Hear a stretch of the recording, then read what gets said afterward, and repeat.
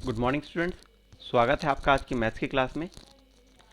आज हम मैथमेटिक्स में ज्यामितीय सेक्शन यानी कि ज्योमेट्रिकल पार्ट चालू करने वाले हैं। आपका नेक्स्ट चैप्टर है अध्याय 11, ज्यामितीय आकृतियों में समरूपता यानी कि सिमिलैरिटीज इन ज्योमेट्रिकल शेप्स। ओके, अभी तक हम ट्रिग्नोमेट्री तक पढ़ चुके हैं। बैंकिंग का लेक्चर हम लोग इससे पहले ले रहे थे। आई होप आपको वो सारी चीज़ें समझ में आ गई हैं। ठीक है, ओके। तो मैं आपको बता देना चाहूँगा कि सभी के सभी बच्चे कम से कम 150 से 200 पेज की एक वाइट नोटबुक है ना, जो दोनों तरफ से वाइट हो, कोई लाइन नहीं होनी चाहिए। एक ज्योमेट्री के लिए एक वाइट नोटबुक ले लेंगे। आगे से पूरी पढ़ाई है ना, जब तक मैं ना बताऊँ तब तक पूरी पढ़ाई ज्योमेट्री के नोटबुक में ही होगी। इसलिए 150 से 200 पेज की एक नोटबुक ले लेंगे। किसी भी बच्चे के नोट्स मुझे लाइन वाली कॉपी में नहीं दिखने चाहिए। ऑलराइट, ये आपको फर्स्ट एंड लास्ट वार्निंग है। ओके, सभी बच्चे इस चीज़ को मार्क कर लेंगे कि आपको नोट्स वाइट नोटबुक में ही लिखने हैं। जैसे कि एक मैंने ये नोटबुक आपके सामने रखा हुआ है, दिख रहा है, ये वाइट है पूरी तरह से, तो ऐसा ही पूरा का पूरा नोटबुक आपको वाइट रखना होगा। ठीक है, उसी नोटबुक में पूरे नोट्स लिखेंगे। ठीक है, आई होप आपको ये चीज़ क्लियर है। चलिए, तो आज का लेक्चर शुरू करते हैं। आज हम पढ़ने वाले हैं ज्यामितीय आकृतियों में समरूपता यानी कि सिमिलैरिटीज इन ज्योमेट्रिकल शेप्स। ओके, तो सबसे पहले समझते हैं सिमिलैरिटी यानी कि समरूपता क्या होता है। ठीक है, सिमिलैरिटी यानी कि समरूपता क्या होता है। जैसे कि आप अगर क्या कहो कि दो आकृतियां हैं, है ना, क्या है, दो आकृतियां हैं। मान लो एक वास्तविकता में एक हाथी है बड़ा सा, ठीक है, और एक छोटा सा आपके पास खिलौना है हाथी के जैसा दिखने वाला। ठीक है, तो मुझे बताइए, अगर ये हाथी जो आप बड़ा सा देख पा रहे हो, ठीक है, उसकी सूंड इतनी लंबी है, ओके, और अगर मैं आपको खिलौना दूं और उस हाथी में सूंड ही ना हो, ठीक है, जो खिलौने में जो हाथी है उसमें सूंड ही ना हो, तो चल जाएगा क्या? उसके पास सूंड नहीं है तो वो हाथी भी नहीं है ना। ठीक है, या ऐसे बोलूं कि उसकी सूंड बहुत छोटी है उसके शरीर के अनुपात में, तो आप कहोगे सर ये कैसा हाथी है, ये हाथी नहीं है। ठीक है, तो यहाँ पे क्या बात आ जाती है, समरूपता की बात आ जाती है। क्या समान रूप है दोनों का, क्या सिमिलैरिटी है दोनों में।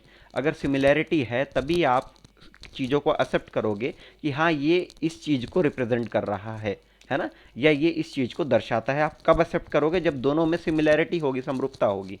ठीक है, तो जैसे मैं आपको बोलूँ कि अगर आपको एक उदाहरण के लिए बोला जाए, एक बड़ा सा कोई क्या है, एक बड़ा सा एक आपके पास है एक सिलेंडर, ठीक है, एक बेलन है एक बड़ा सा, ठीक, और इस बेलन का एक छोटा आकार आपको बनाना है। मैं आपको बोलूं कि आपका जो बेलन है वो इस टाइप से दिखेगा, जो छोटे आकार का बेलन है वो ऐसा दिखेगा, सॉरी इस टाइप से। तो क्या ये आपको चल जाएगा? क्या आपको लग रहा है कि ये बेलन का समान रूप है? नहीं है। ठीक है, मैंने क्या किया है कि ऊपर वाले हिस्से को तो छोटा कर दिया है लेकिन नीचे वाले हिस्से को छोटा नहीं किया है। तो ये कुछ एक शंकु की तरह बन रहा है ना, ये कोन की तरह बन रहा है जो कि ऊपर से कटा हुआ है। इसको फ्रस्टम कहते हैं। ठीक है, वो हम लोग इस साल शायद नहीं पढ़ने वाले हैं, अगले साल देखेंगे। लेकिन फिलहाल तो अगर मैं आपके सामने बोलूं कि मैंने नीचे वाले हिस्से को वैसे का वैसा रखा है, ऊपर वाले हिस्से को छोटा कर दिया, तो आप कहोगे नहीं सर, ये जो है दोनों चीज़ें समान नहीं है, समरूप नहीं है, सिमिलर नहीं है। तो सिमिलैरिटी की जब भी बात होगी तो आपको हम लोग दो चीज़ों को देखेंगे। सबसे पहला क्या? साइज, और दूसरा क्या? शेप। ठीक है, साइज एंड शेप। ओके, तो साइज क्या होता है? आकार। और शेप क्या होता है? आकृति। ठीक है, साइज क्या होता है? आकार। और शेप क्या होता है? आकृति। ओके, ठीक।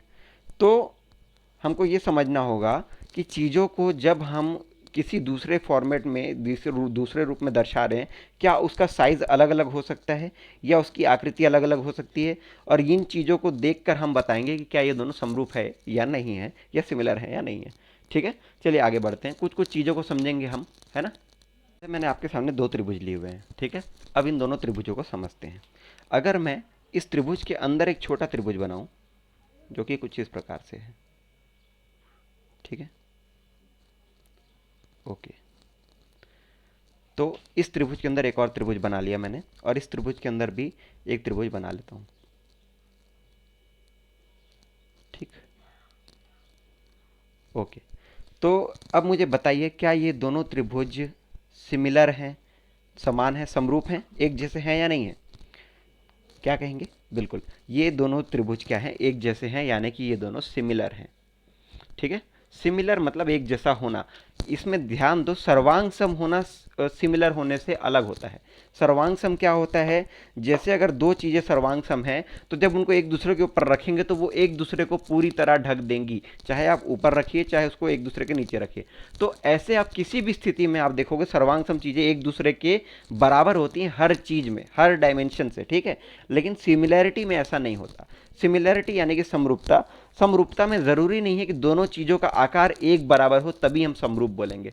ठीक है, जैसे आप दो हाथी हैं, हाथी को और हाथी के बच्चे को, दोनों को हाथी ही बोला जाएगा। ठीक है, आप ऐसा तो नहीं बोलेंगे ना हाथी का बच्चा छोटा है तो वो हाथी नहीं है। ठीक है, तो उसी प्रकार से अगर ये दोनों चीज़ें सिमिलर हैं, ठीक है, तो सिमिलैरिटी के लिए क्या क्या क्राइटेरिया डिफाइंड है? सबसे पहला, आप इस ट्राइंगल को देखो, मुझे बताओ क्या ये दोनों सिमिलर हैं? बिल्कुल, क्या सिमिलर दिख रहा है आपको को? कि ये एंगल सर एक बराबर होगा, लगभग दिख रहा है हमको। ठीक है, कैलकुलेशन हमको नहीं पता लेकिन दिख रहा है कि हाँ ये दोनों एक बराबर है। उसी प्रकार से हर जगह पे देखो, इस ये वाला जो भुजा है त्रिभुज का वो थोड़ा छोटा हो रहा है तो इतना आ रहा है, वैसे ही ये भी छोटा हो रहा है, ये भी इतना आ रहा है यहाँ से यहाँ, और ये भी थोड़ा छोटा हो जाएगा तो इतना आ जाएगा। उसी प्रकार से यहाँ भी सब हो रहा है। ठीक है, तो आप कह सकते हैं सर यहाँ पे एंगल मुझे एक बराबर दिख रहा है हर जगह पे। ठीक है, और सर ये की जो भुजा है एक खास अनुपात में छोटी हो रही है, एक स्पेशल रेशियो में क्या हो रहा है, भुजाएं छोटी हो रही हैं, एक स्पेशल रेशियो में एक खास अनुपात है जिसमें भुजाएं छोटी हो रही हैं। इसलिए मैं कह सकता हूं सर कि ये दोनों आकृतियां एक जैसी हैं, समान हैं, समरूप हैं। ठीक है, लेकिन ये सर्वांग सम नहीं है। ठीक है, तो सर्वांग सम को अलग लेके चलो, सिमिलैरिटी अलग चीज़ है। तो सिमिलैरिटी के लिए क्या ज़रूरी है? साइज एक बराबर होना ज़रूरी है क्या? लाइट चली गई है, ठीक है, कंटिन्यू करते हैं फिर भी। तो मुझे बताइए साइज एक बराबर होना जरूरी है क्या? नहीं, साइज अलग अलग होगा, चल जाएगा। ठीक है, शेप एक जैसा होना चाहिए क्या? बिल्कुल, शेप उनका एक जैसा या एक बराबर होना चाहिए। समझ रहे हैं? ओके, तो शेप यानी कि आकृति और साइज यानी कि आकार। तो अब किसी भी चीज का आकार अलग अलग हो तो चलेगा, लेकिन शेप एक जैसा होना चाहिए। ऐसी दो चीजों को हम क्या बोलेंगे? समरूप बोलेंगे, है ना, यानी कि सिमिलर बोलेंगे। ठीक, तो ये एप्लीकेशन कहाँ है, आपने कहाँ कहाँ पढ़ा होगा? जैसे खिलौने बनते हैं तो खिलौने कैसे बनते हैं? इसी सिमिलैरिटी के बेस पे बनते हैं। अगर मैं बोलूँ एक जिराफ का आपको छोटा सा मॉडल ला के दिया जाए प्लास्टिक का, तो अगर उसकी गर्दन लंबी नहीं होगी, गर्दन लंबी नहीं होगी तो आप क्या कहोगे? सर ये जिराफ नहीं है तो जेब्रा लग रहा है। क्यों? समझ रहे हो मेरी बात? कि जिराफ कैसा होता है, उसकी गर्दन लंबी होती है। तो आप अगर जिराफ का एक मॉडल बनाएंगे तो उसी के जैसे आकार, उसी के जैसे टंबी लंबी टांगे और गर्दन लंबी, ये सारी चीज़ें आपको जब दूसरे छोटे मॉडल में एक जैसी दिखाई देंगी तो आप क्या बोलोगे? दोनों सिमिलर हैं। तो इसीलिए हमको इनका एप्लीकेशन कहाँ मिलेगा? नक्शे बनाने में, खिलौने बनाने में, किसी भी चीज़ का दूसरा एक मॉडल तैयार करने में, एक छोटा मॉडल तैयार करने में, या एक छोटे मॉडल से एक बड़ा आकृति बनाने में, हर जगह पे आपको क्या मिलेगा? एप्लीकेशन मिलेगा। किनका? सिमिलैरिटी का। तो सिमिलैरिटी का इस्तेमाल हम रोज़मर्रा की चीज़ों में देख सकते हैं, डेली यूज़ में, डेली लाइफ में भी हम सिमिलैरिटी को देख सकते हैं। आप सभी ने इसका कहीं ना कहीं इस्तेमाल किया होगा। तो चलिए इसके रिलेटेड कुछ टेक्निकल चीज़ें समझते हैं। सबसे पहला क्या है? एक होता है स्केलिंग। स्केलिंग क्या होती है ये समझना है हमको, फिर उसके बाद समझना है स्केल गुणक क्या होता है। ठीक है, तो सबसे पहले है स्केलिंग, स्केलिंग, और दूसरा क्या है? Scaling factor. स्केलिंग फैक्टर यानी कि सबसे पहला है स्केलिंग में क्या कहते हैं? इसको हिंदी में भी स्केलिंग ही पढ़ेंगे। ठीक है, इसको स्केलिंग ही पढ़ेंगे हिंदी में भी, और यहाँ पे आ जाएगा स्केल गुणक। ठीक, तो ये दो चीज़ें समझनी है, स्केलिंग क्या होता है, स्केलिंग फैक्टर क्या होता है। ठीक, ओके, तो चलिए देखते हैं। जैसे मैं एक शेप बनाता हूँ, एक बड़ा सा क्या बना लिया मैंने? एक वर्ग बना लिया। ठीक है, मैं एक बना ले रहा हूँ, एक स्क्वायर यानी कि एक वर्ग बनाता हूँ, और डायमेंशन बता दूँ, ये 4 सेंटीमीटर है, ये भी 4 है, ये भी 4 है, और ये भी 4 है। ठीक, अब मैं क्या करूँगा? एक छोटा स्क्वायर बनाऊँगा। ठीक है, एक छोटा स्क्वायर बना लेते हैं। अब यहाँ पे क्या डायमेंशन है? 2 सेंटीमीटर, 2 सेंटीमीटर, 2 सेंटीमीटर और 2 सेंटीमीटर। ठीक है, ओके, तो मैंने सबसे पहले एक बड़ा स्क्वायर लिया था, फिर एक छोटा स्क्वायर लिया है। पहला वाला 4-4 सेंटीमीटर की भुजाओं वाला था, यानी कि 4-4 सेंटीमीटर साइड था, सेकंड वाले में 2-2 सेंटीमीटर की साइड थी। तो मैं क्या बोलूँगा, ये दोनों आकृतियाँ क्या है, समरूप हैं, यानी कि सिमिलर हैं। सबसे पहले क्यों सिमिलर हैं, आप कह सकते हो सर इनका एंगल एक बराबर है, सभी का एंगल्स इक्वल, ठीक है, या ऐसे बोलो कि corresponding angle equal, corresponding angle are equal, संगत कोण एक बराबर है, ठीक है, संगत कोण एक बराबर है। दूसरा क्या कह सकते हो सर, इनकी भुजाओं में एक खास अनुपात है, इनकी सारी भुजाओं में, इनकी सारे साइड्स में एक स्पेशल रेशियो है, ठीक है, कॉमन रेशियो, तो उभयनिष्ठ अनुपात, ठीक है, उभयनिष्ठ अनुपात, एक कॉमन रेशियो आपको मिल जाएगा। जैसे क्या मैं बोलूं सर, ये ए है, ये बी है, ये सी है, ये डी है, ये A dash, B dash, C dash and D dash, तो आप क्या कह सकते हो sir, A B upon A dash B dash equals to 4/2। A B की वैल्यू क्या है, 4 है, इसकी वैल्यू क्या है, 2 है, तो आंसर कितना आ गया, 2:1, ठीक है, 2:1।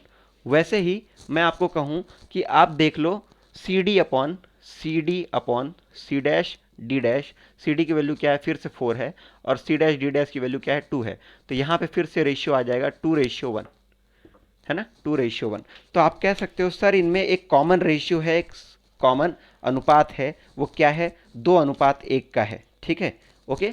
तो ये क्या हो गया, आपकी स्केलिंग हो गई। स्केलिंग क्या ले ली हमने, स्केलिंग यहाँ पे आ रही है, इस स्क्वायर की स्केलिंग में आ रही है, 2:1 इज द स्केलिंग, समझ में आया क्या, 2:1 क्या है, आपका स्केलिंग है।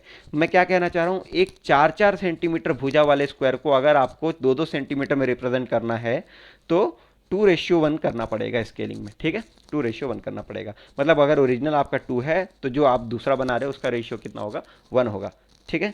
तो अभी इसको हम लोगों ने समझ लिया स्केलिंग क्या होती है। स्केलिंग का मतलब होता है आकार में परिवर्तन करना, यानी कि changes in shape, sorry size of the, changing in size of the object, okay. तो हम लोग क्या करेंगे, आकार में परिवर्तन करने वाले हैं, ओके। आगे बढ़ते हैं। स्केलिंग कहाँ यूज़ होता है, जो आप लोग मैप देखते हो, गूगल मैप्स वगैरह, ठीक है, वहाँ पे क्या दिखाएगा आपका, मान लो 50 किलोमीटर 1 सेंटीमीटर से दिखा रहा है, या ऐसा बोलो कि 5 किलोमीटर 1 सेंटीमीटर से दिखा रहा है, तो आपकी स्क्रीन पर जो 1 सेंटीमीटर का दिख रहा है या कागज़ पर जो 1 सेंटीमीटर का दिख रहा है वो 5 किलोमीटर के बराबर होगा या 50 किलोमीटर के बराबर होगा। तो इस टाइप का क्या करते हैं हम लोग, उसको एक अनुपात में बांट देते हैं, एक स्केलिंग कर देते हैं, ताकि एक बड़ा सा जो क्षेत्रफल है वो एक छोटे एरिया में दर्शाया जा सके। समझ में आ रहा है क्या, वरना आप सोच के देखो, आपको इंडिया का मैप बनाना है तो क्या आप इंडिया के बराबर एक कागज लेने वाले हो, नहीं, आप इंडिया के मैप को छोटे हिस्से में भी दिखा सकते हो, इतने में भी बता सकते हो, ठीक है। तो आप उसको कैसे करोगे, स्केलिंग के माध्यम से करोगे, ठीक है, स्केलिंग के माध्यम से एक कॉमन स्केलिंग आप ले लोगे, जिससे आप उसको घटाओगे या बढ़ाओगे तो आप उसको कुछ सीमित एरिया में दर्शा सकते हो, लिमिटेड एरिया में रिप्रेजेंट कर सकते हो। इसी को कहते हैं हम लोग स्केलिंग। स्केलिंग मतलब कि आकार में परिवर्तन करना, okay, changes in shape of the object, sorry size of the object, ठीक है। अब इसके बाद हम लोग समझेंगे स्केल गुणांक, यानी कि स्केल फैक्टर क्या होता है। स्केल गुणांक क्या होगा आपका, देखो, स्केल गुणक, ठीक है, यानी कि स्केलिंग फैक्टर, स्केल फैक्टर या स्केलिंग फैक्टर जो भी कहो, स्केल फैक्टर। मान लो आपके पास एक लाइन है जो कि कितने सेंटीमीटर की है, 100 सेंटीमीटर की एक लाइन है, ठीक है, इतनी बड़ी लाइन है। उसको आप किससे दर्शाते हो, मैं बोलूं कि आप उसको दिखा रहे हो 10 सेंटीमीटर से, तो आप क्या कह सकते हो, सर आपने 100 सेंटीमीटर को 10 सेंटीमीटर से रिप्रेजेंट किया है। इसका मतलब क्या है कि आप उसको क्या करोगे, 100 इंटू 1/10 करोगे तो क्या आ जाएगा, 10 सेंटीमीटर आ जाता है, ठीक है। तो 100 इंटू 1/10 इक्वल टू 10 सेंटीमीटर आता है। तो ऐसे में कहा जा सकता है ये 1/10 क्या है, आपका स्केल फैक्टर है, स्केल फैक्टर है, यानी कि स्केल गुणक है, ठीक है। तो ऐसी चीज जिससे आपको किसी भी चीज को, किसी भी डायमेंशन को गुणा करना पड़ेगा, किसी भी लंबाई को या भुजा को गुणा करना पड़ेगा, जिससे क्या हो, वो छोटे आकृति में परिवर्तित हो जाए, उसको क्या कहते हैं, स्केल फैक्टर कहते हैं, ठीक है, यानी कि स्केल गुणक कहा जाता है। तो यहाँ पे 100 सेंटीमीटर को 10 सेंटीमीटर से मुझे रिप्रेजेंट करना है, तो मुझे 1/10 का क्या लेना पड़ेगा, स्केल फैक्टर लेना पड़ेगा, ठीक है। मतलब मैं उसकी साइज को 10 गुना छोटा करके दर्शाने वाला हूँ।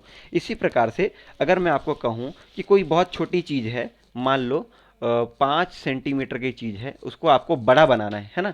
एक छोटा खिलौना है, उसको आप बड़ा खिलौना बनाना है। आपको इसको क्या बनाना है, एक 500 सेंटीमीटर के आकृति में परिवर्तित करना है। तो आप क्या करोगे, 5 सेंटीमीटर 500 में कैसे कन्वर्ट हो सकता है, कैसे कन्वर्ट होगा, जब आप 5 के साथ क्या गुणा करो, 100 गुणा करो, ठीक है। तो 5 गुणा 100 बराबर क्या हो जाता है, 500 सेंटीमीटर हो जाता है। तो वैसे में आपका यहाँ पे जो 100 आ रहा है ना, ये क्या हो जाएगा, स्केल फैक्टर हो जाएगा, स्केल फैक्टर यानी कि स्केल गुणक, स्केल फैक्टर, ठीक है। ओके, तो स्केल फैक्टर आपका एक से छोटा, सॉरी एक से छोटा या एक से बड़ा भी हो सकता है। तो ये तीनों अलग अलग स्केल फैक्टर होते हैं। इनमें क्या होता है, देखो इसको समझ लो। एक स्केल फैक्टर होगा तो क्या कहना चाह रहा है, लेस देन 1 होगा तो क्या कहना चाह रहा है, ग्रेटर देन 1 होगा तो क्या कहना चाह रहा है। 1 स्केल फैक्टर का मतलब है कि जो दो आकृतियां आप बनाने वाले हो वो दोनों समान है, एक बराबर ही है, ठीक है, समान है, या ऐसा बोल लो कि सर्वांग सम है, एग्जैक्टली सेम कॉपी होगा। दो चीजें जो एकदम एक बराबर है उनको क्या कहेंगे, स्केल फैक्टर 1 है उनका, मतलब कोई चेंजेस नहीं, ना बढ़ रहा है ना घट रहा है। अगर आप scale factor less than 1 use करते हो, एक से छोटा स्केल फैक्टर यूज करते हो, तो आपकी जो मूल आकृति है वो बड़ी होगी और जो बाद में बनने वाली आकृति है वो क्या होगी, छोटी होगी। क्यों, क्योंकि स्केल फैक्टर क्या लिया है आपने, लेस देन 1 लिया है। और वैसे ही अगर आपका स्केल फैक्टर ग्रेटर देन 1 है, इसका मतलब है कि जो आपकी आकृति है वो छोटी है, अब आप उसको क्या कर रहे हो, बड़ा करके बना रहे हो, ठीक है, तब आप उसमें स्केल फैक्टर मोर देन 1 होता है, ठीक। तो जैसे अगर आपको मैं बोलूं कि नक्शा बनाना है घर का, एक घर कोई सा है, उसका नक्शा बनाना है, घर से क्या बनाना है, नक्शा बनाना है, तो स्केल फैक्टर आप क्या लोगे, लेस देन 1 लोगे। और मैं आपको बोलूं कि नक्शे से घर बनाना है, तो आप स्केल फैक्टर मोर देन 1 लोगे, समझ रहे हो, क्योंकि नक्शा छोटा होगा, घर बड़ा होगा, तो स्केल फैक्टर कैसा आएगा, मोर देन 1 आएगा, यानी कि एक से बड़ा आएगा। और घर बड़ा है, नक्शा छोटा होता है, तो घर से अगर नक्शा बनाना हो तो स्केल फैक्टर कैसा आ जाएगा, एक से छोटा आ जाएगा। समझ पा रहे हैं इस चीज को। और अगर दो घर एक बराबर बनाने हो, एक जैसे बनाने हो, तो स्केल फैक्टर कुछ नहीं लेना पड़ेगा, एक स्केल फैक्टर होगा आपका 1, ठीक है। इनको आगे आप और अच्छे समझेंगे, चीज़ और समझते हैं। सबसे पहले मान लो आपके पास एक मूल आकृति है ना, ये क्या है आपका मूल आकृति, ठीक।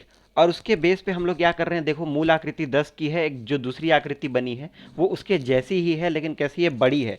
तो 10 से कितना हो रहा है, 20 हो रहा है। तो यहाँ पे आप क्या कर रहे हो, बढ़ा रहे हो, ठीक है। तो आप क्या लिखोगे, इसको बढ़ाना, ठीक है, बढ़ाना। और वैसे ही आपका मूल आकृति से आप एक छोटी आकृति बना रहे हो, तो इसको क्या बोलोगे आप, घटाना, ठीक है। तो घटाने का मतलब क्या होता है, डिलेशन या फिर रिडक्शन, ठीक है। और वैसे ही बढ़ाने का मतलब क्या होता है, एनलार्जमेंट,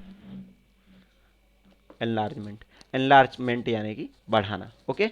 तो आप जब मूल आकृति से बड़ी आकृति बनाओ तो स्केलिंग फैक्टर क्या होगा, स्केलिंग फैक्टर यहाँ पे देख लो, यहाँ पे आपका स्केलिंग फैक्टर यानी कि स्केल गुणक क्या होगा, ग्रेटर देन 1 होगा, एक से ज़्यादा होगा, क्योंकि आप आकृति को बढ़ा रहे हो। और जब आप आकृति को एक से छोटा मतलब छोटा कर रहे हो, तो स्केल फैक्टर आपका क्या हो जाएगा, लेस देन 1 हो जाएगा, एक से छोटा हो जाने वाला है, समझ रहे हो इस चीज़ को।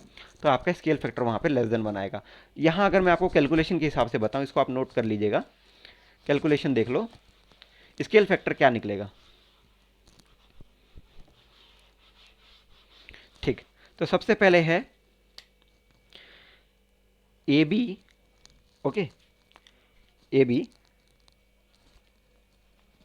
देखो, अगर इसके लिए निकाल रहे हैं स्केल फैक्टर, तो R S upon A B मतलब कितना हो गया, R S upon A B कितना हो गया आपका, देखो 5/10, ठीक है। तो R S upon A B equal to 1/2, ठीक है। या आप कह सकते हो कि आर एस बराबर होगा सर 1/2 टाइम्स ए बी, है ना। आर एस जो है ए बी का 1/2 हिस्सा होगा। तो यहाँ पे ये जो आपका 1/2 आ गया, ये क्या है, आपका स्केल फैक्टर है, ठीक है, ओके। तो ऊपर में क्या रहेगा, जो आपका बाद में बनने वाला फिगर है, जिसकी आप बात कर रहे हो वो ऊपर में रहेगा, ठीक है। तो आपको न्यूमरेटर पे किसको लेना है, उसको लेना है जिसकी आप बात कर रहे हो, जिसके बारे में निकालना है आपको, इसके रेफरेंस में स्केल फैक्टर निकालना है, तो आपने इसको ऊपर में लिया हुआ है, ठीक है। इसी प्रकार से अगर मैं आपको बोलूँ, इसको मिटा रहा हूँ फिर से, पी क्यू के लिए निकालेंगे, तो देखो P Q upon A B बराबर कितना हो जाएगा 20/10, यानी कि पी क्यू बराबर आ जाएगा 2 टाइम्स ए बी। ठीक है, तो यहाँ पे पी क्यू बराबर आ गया 2 टाइम्स ए बी। इसका मतलब क्या है, यहाँ पे 2 जो है ये है आपका स्केल फैक्टर, और ये 1 से बड़ा है। जब भी आप बढ़ाओगे तो 1 से बड़ा स्केल फैक्टर आएगा। ठीक है, तो ये हो गया आपका स्केल फैक्टर यानी कि स्केल गुणांक। ठीक है, तो इतना समझ में आ गया है। अब इसके बेस पे नक्शा वगैरह वगैरह जो होता है वो सारी चीज़ों को हम समझेंगे। एक क्वेश्चन देख लेते हैं, क्वेश्चन नंबर 2 पढ़ते हैं। आपको अपनी किताब में बने भारत के नक्शे जो कि 20 सेंटीमीटर इंटू 20 सेंटीमीटर को दीवार पर बनाना है। दीवार की आकृति की है 3 मीटर गुणा 2 मीटर की। क्या आप स्केल गुणक 1 मीटर बराबर 12 सेंटीमीटर लेकर यह बना सकते हैं? ठीक है, पहला सवाल क्या है, क्या आप 1 मीटर बराबर 12 सेंटीमीटर स्केल गुणक लेकर बना सकते हो?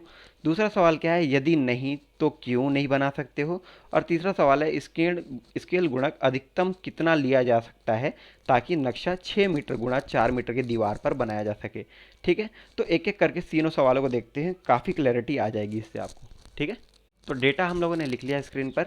नक्शे का आकार आपको कितना दिया गया है, 20 सेंटीमीटर इंटू 20 सेंटीमीटर। दीवार की साइज ऑफ वॉल, ठीक है, कितना दिया, 3 metre into 2 metre. Scale factor यानी कि स्केल गुणक कितना दिया, 1 मीटर बराबर आपको लेना है 12 सेंटीमीटर। तो सबसे पहले पूछ रहा है, क्या आप 1 मीटर बराबर 12 सेंटीमीटर लेकर इस नक्शे को इस दीवार पर बना सकते हो?